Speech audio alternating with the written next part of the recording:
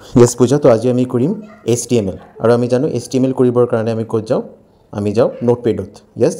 তো বলা নোটপ্যাডত ম্যাক্সিমাইজ কৰা পিকচাৰটো এতিয়া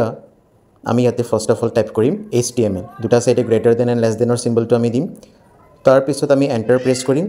এন্টাৰ ক্লিক কৰাৰ পিছত আমি লিখিম হেড ঠিক আছে হেড লিখাৰ পিছত same greater than less than সিম্বলটো দি কিনে ক্লোজ কৰিম তাৰ পিছত আমি দিম টাইটেলটো দিম তাৰ পিছত স্পেস দিয়া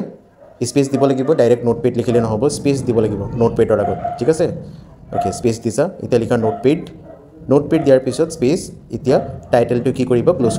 কৰিবৰ কাৰণে সোৱা আমি কি দিছো আমি সিম্বলৰ পিছত কি দিছো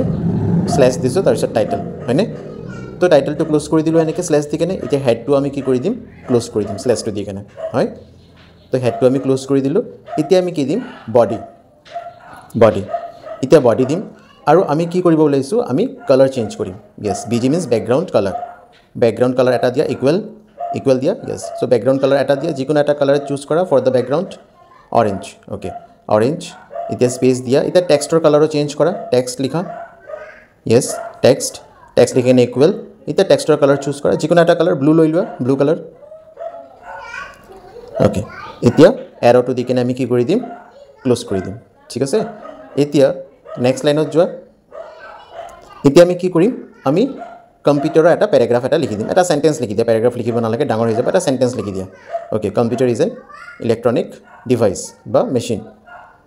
ঠিক আছে এটা সেন্টেন্স আমি লিখি দিলু সেন্টেন্সটো লিখাৰ পিছত বাস বডিটো আমি ইয়াতে শেক কৰি দিও হয়নে তো আমি স্ল্যাশ দিলু আৰু বডিটো আমি টাইপ কৰি দিলু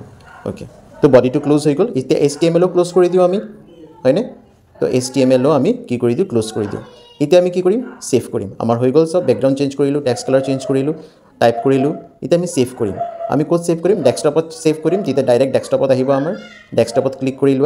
সেভ এজ ক্লিক কৰিলু তাৰ পিছত ডেস্কটপত ক্লিক কৰিলু এতিয়া আমি ইয়াতে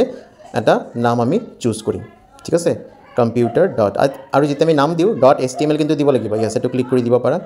yes ডট html কিন্তু আমি দিব লাগিব সেভ ওকে এটো নামত অলৰেডি সেভড আছে